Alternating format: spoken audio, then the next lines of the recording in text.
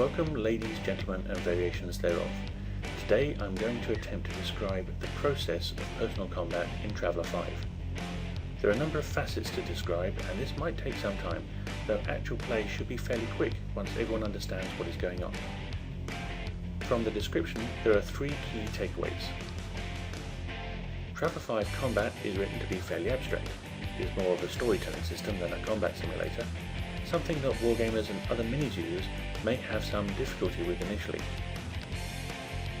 There is a higher degree of simultaneous action than in other games, whereas traditionally you would resolve all of a character's actions before going on to the next. Here you resolve everyone's to hit rolls, then everyone's movement, then everyone's damage rolls, etc. In fact, it's possible for two characters to kill each other. Rather than try to make all the different types of damage fit a single damage type, the Traveller 5 system allows multiple damage types: hits, stun, deafness, suffocation, etc.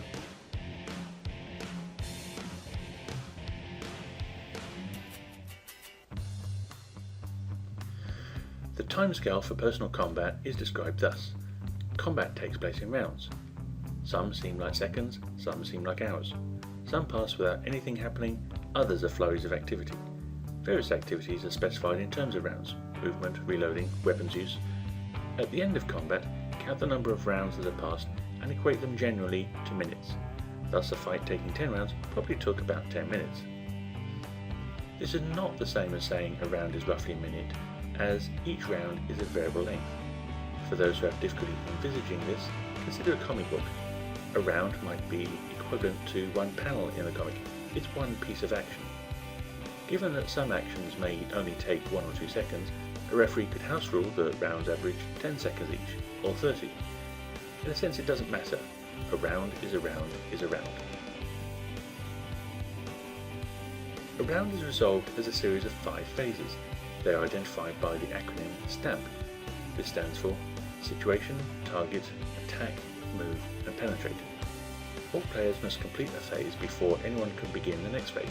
For example, all players who are going to attack must have done so before any character can perform their movement phase. Since a round is equatable to a minute, it would be tempting to equate a phase to 12 seconds. This is not so, partly because a round isn't a minute, but also because a phase is merely an abstract way of dealing with the action of the round. Those actions are largely simultaneous.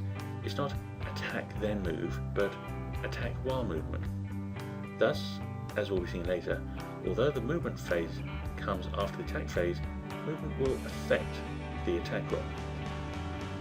In the first phase, characters can ready or change weapons, reload and implement health and wound effects from the previous round. In the second phase, players announce which target they will fire at and determine range, size and target mods. During the third phase, rolls to hit are made. During the fourth phase, any character movement occurs. Finally, in the fifth phase, any damage rolls are made. Remember that because phases are in reality simultaneous, although injuries and wounds are calculated in phase 5, they don't affect the character until the first phase of the next round.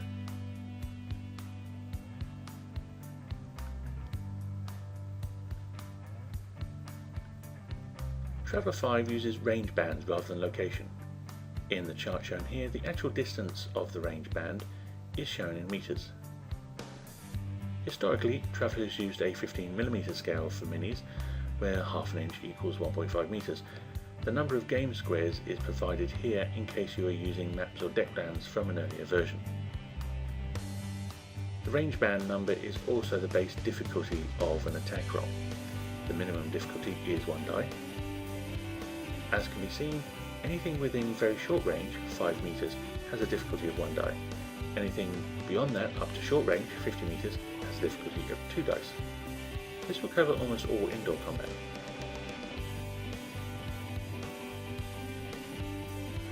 Movement is controlled by speed ratings. Humans can walk at speed 1 and run at speed 2. Vehicles and some aliens can move faster.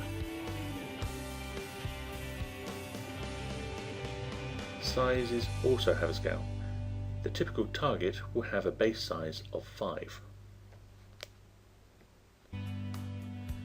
For a humanoid target, the base size can be modified by posture and so on. Note that cover and concealment are two different things. Cover shields a target from damage, concealment hides a target.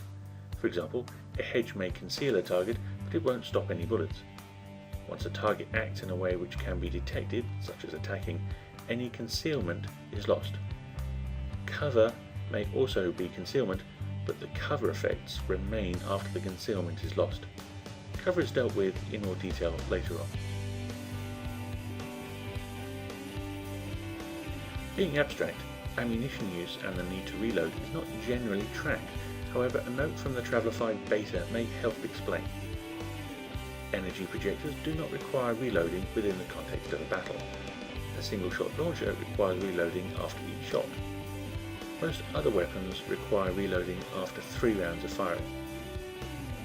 However, reloading is automatic for most weapons, including machine guns, if speed is 1 or less, i.e.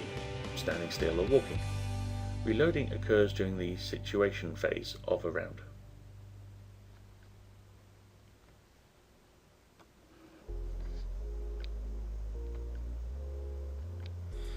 Initiative answers the question, who goes first? The first character to attack makes themselves visible and more vulnerable to counterattacks during the round.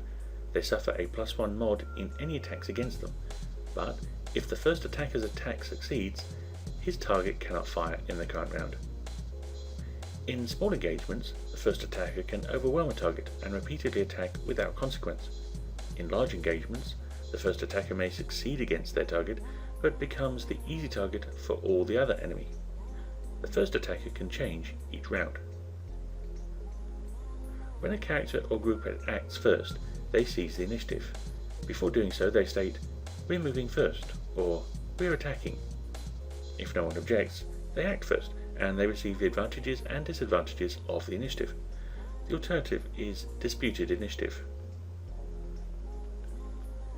If two sides are trying to claim the initiative, one or other may voluntarily concede. Or, the side with the better leader receives the initiative.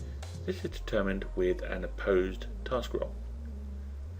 The lowest result wins initiative, providing the result itself is a success. If both fail, the situation is a standoff. There are no attacks or movement, and the referee declares a new round. If neither side has leader, the dispute may be resolved with tactics.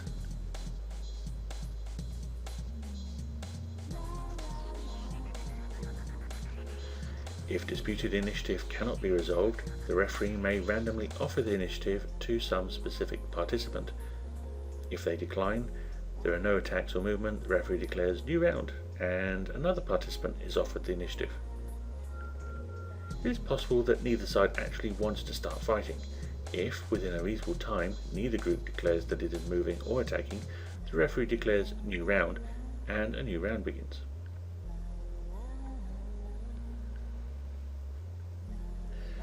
At the start of each round, each character with skill in tactics rolls 2 dice and subtracts that from the sum of his tactics and C5 characteristic, be that education, training or instinct. If the result is negative, then that's the end of the matter, but if it's positive, then it represents a combat modifier that can be used in that round. It can be used by the tactician themselves or any ally with whom the tactician can communicate. There can be a different tactics mod and a different recipient each round.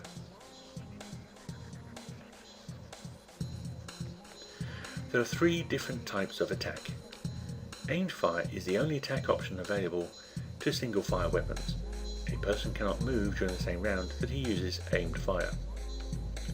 Auto fire requires the weapon to be capable of burst or full auto fire. A person can stand still or walk in the same round as auto fire is used. Auto fire adds 1 die to difficulty and also adds 2 dice of damage if the hit penetrates. Snap fire requires the weapon to be capable of burst or full auto fire. A person can stand still, walk or run in the same round as snap fire is used, but remember that you cannot reload while running, if reloading was required this round. Snap fire adds 2 dice to difficulty and 1 die to damage if the hit penetrates.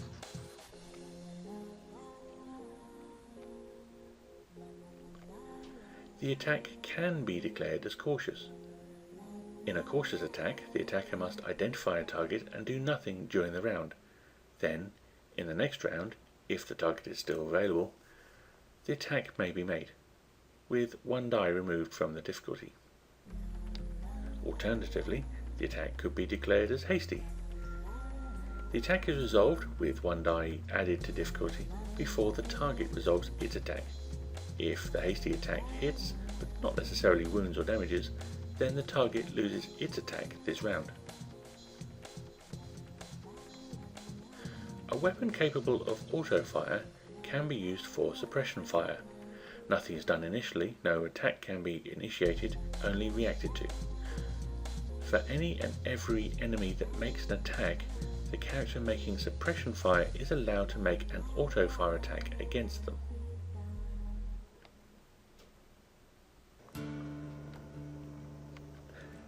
Making an attack or to hit roll in Traveller 5 is essentially a task roll. Target number gives you the basic difficulty. The number of dice you throw is equal to the range band number of your target, minimum 1 die.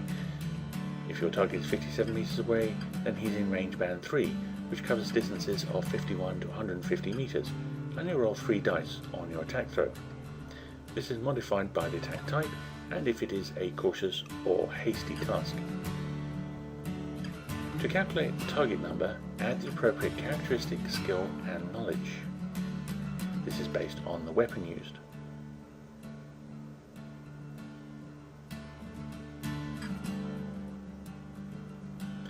As this is a task, don't forget to apply the "this is hard" rule on page 132 of the core book. If skill and knowledge is less than the number of dice required, then add an extra die to the difficulty. The target's current lateral speed, i.e. across the line of sight, makes it harder to hit. The faster it is moving, the harder it is. So if the target is moving and the movement is not directly towards or away from the attacker, then use the current speed as a negative modifier. Note that the attacker's speed is already accounted for in the restrictions on attack type. Next, add the apparent size minus the range. However, if the apparent size minus the range is less than 0, then the target cannot be seen and the attack cannot take place. Remember that cover and concealment also affect apparent size. There are a number of other possible mods that can be applied. The target's status. Are they expecting attack or caught by surprise?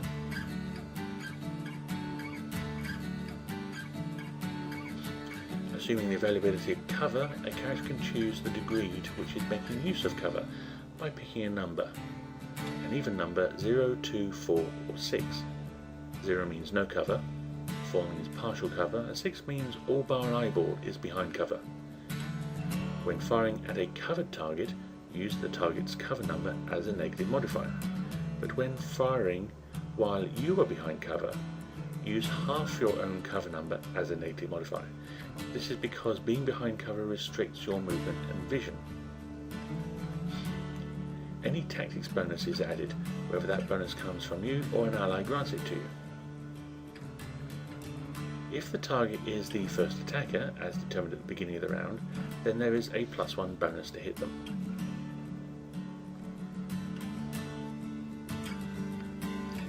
Let's look at an example of an attack roll.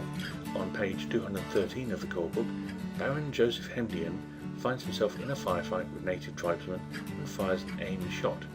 Neither side is moving. First we look at the range. Remember that the range band number is the base difficulty. Long range means a 4 dice roll. This is modified by the attack type and if cautious or hasty. As this is a normal aimed shot, there are no modifiers. Next we look at the assets. These are dependent on the weapon. Hemdian is using a rifle that fires bullets. That means his assets are Dexterity, Fighter and Slug Thrower. Hemdian has a Dex of 9, Fighter 3 and Slug Thrower 2, for a total of 14. Checking the "this is hard" rule, if skill and knowledge are less than the number of dice required, then add a die. In this case, skill plus knowledge is 5, so the number of dice remains unchanged. there is relatively little speed. If the native tribesmen are normal human size, then they are size 5, and at a range of 4, this makes 1. Remember, if the apparent size minus the range is less than 0, then the target cannot be seen and the attack cannot take place. In this scenario, no circular stats of the grant mods have been specified. So, bound Hemdian must roll 15 or less on 4 dice to hit the target. There is about a 54% chance of doing this. Also, don't forget, as this is a task, that 3 1s are spectacular success and 3 6s are spectacular failure.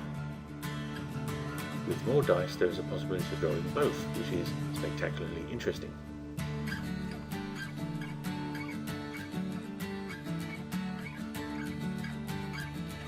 Movement, i.e. changing range bands, is controlled by speed. A character with a speed of 1 can only move between the nearby range bands during combat. Since range bands get progressively larger the further out they are, movement at walking speeds is unlikely to change a range band at these further ranges during a typical combat session. While running, speed 2, changing the range band at greater ranges is possible. However, it may take more than 1 round to do it. For example, a running character can move from long range to medium range, but it will take 3 rounds to accomplish. Faster speeds can change range bands quicker.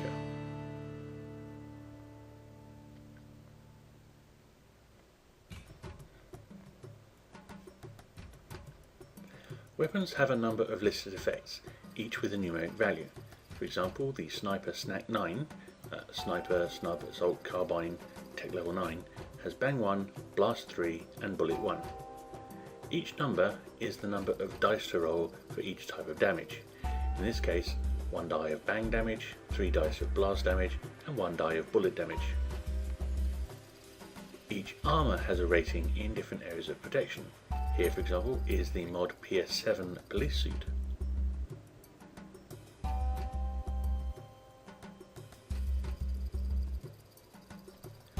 Different weapon effects are defended against by different armour protections. If a protection must be penetrated, i.e. armour value must be penetrated, then successful penetration destroys the armour. If a protection must be overwhelmed, then the protection is still intact, even if beaten. The injury column indicates the type of injury that damage getting past the protection will cause. The object column indicates if that damage is applied when the target is an object or vehicle. Note that in the case of pain effect, it must either penetrate armour or overwhelm sealed protection, whichever is easier. However, even if overwhelming sealed protection is easier, if the number of damage points exceed the armour value, then the armour is destroyed. For illustrative purposes, let's assume that the target is a Sophont and that the damage rolls were all maximum. That is, the 1 die of Bang damage is 6 points, the 3 dice of Blast damage is 18 points, and so on. The 6 points of Bang damage will overwhelm the 4 points of soundproof protection, leaving 2 points getting through. These 2 points of Bang damage become 2 points of deafness. The 18 points of Blast damage penetrate the 13 points of armour protection, 5 points get through, becoming 5 hits. Since the armour has been successfully penetrated, the armour value, radproof, soundproof, insulated and sealed protections are destroyed, at least for the remainder of this combat encounter. Remember though, that damage effects are applied in the situation phase of the next round. Therefore, the armour value and protections are still considered intact for any other damage effects that occur in this attack, or in any other attacks that occur this round. So, the 6 points of bullet damage fail to completely penetrate the 13 points of armour protection, no bullet damage gets through. Now for each attack, total all the damage that got through by damage type. If the target here had not worn the armour, when they would have received 24 points of hit and 6 points of def. In this case, the target received just 5 hits and 2 def points. Some damage types, deaf, blind, A-blind and stun, incapacitates a character momentarily. Deaf damage deafens the target for 1 die rounds each, so in this case for 2 to 12 rounds. Hits damage will temporarily reduce characteristics, usually the physical characteristics C1, C2 and C3, but heat can also affect C4 and freeze can also affect C4 and C5. When applying damage to characteristics, it is applied in dice amounts. The first amount is applied to a random but eligible characteristic. Thereafter, the target players may decide. When a characteristic reaches 0, further damage points are reapplied to one of the remaining eligible characteristics, and the target is unconscious for 10 rounds. If 2 characteristics are reduced to 0, change this time to 3 hours. When the target regains consciousness, that characteristic rises to 1. When all 3 physical characteristics reach 0, the target is dead. Finally, divide the hits received by 2. This is the severity of the injury. Cuts are similar to hits, except you divide by 3 instead of 2 to get the severity. Later, after medical treatment, healing takes place over a number of days equal to the square of the severity. In our case, recovery will take about 6 days. To determine injury location, the following table will help. Note that the non-humanoid soft-font column may have to be adapted depending on the soft-font in question. The biological column is for infections.